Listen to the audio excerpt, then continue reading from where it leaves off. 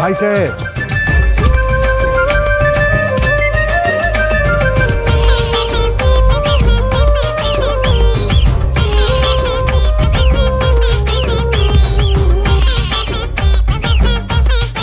তুমি জিতে গেলে। অবশেষে তোমার আর আমার বিয়েটা হলো। কেন জানি না আমার সবসময় মনে হতো যে একদিন আমি তোমাকে পাবোই, অবশেষে পেলাম। তোমার মতো এরকম কনফিডেন্স সবারই থাকা উচিত, তবেই না সফলতা আসে বলো। দূরে দাঁড়িয়ে কথা বলবে, কাছে আসবে না? নাকি বউয়ের কাছে আসতে লজ্জা পাচ্ছ?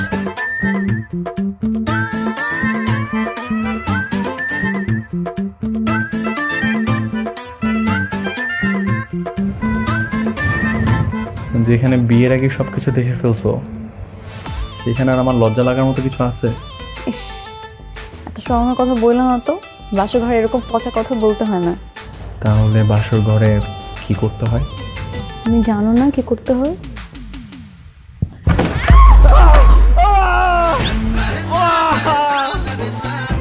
আমার মাজা ভেঙে গেল। আমার পা ভেঙে গেছে। আমাকে তোলো। আরে দাঁড়াও দাঁড়াও দাঁড়াও দাঁড়াও দাঁড়াও, মানুষজন যদি জানে।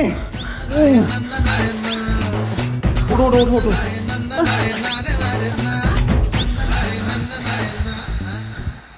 কোনো কথা বলো তো, বাসর করে খাট ভেঙে গেছে, মানুষজন শুনলে কি বলবে? কিন্তু আমরা তো কিছুই করিনি, শুধুমাত্র বসেছি আর অমনি ধপাস। সেটা তো তুমি আর আমি জানি, বাইরের মানুষ তো জানে না। তারা ভাববে নতুন বিয়ে করছি, নতুন বউ পেয়ে একদম ধৈর্য হারা হয়ে যাতা। কিরে আকাশ, কিসের শব্দ হলো? কিছু না মা, দাঁড়াও আসতেছি।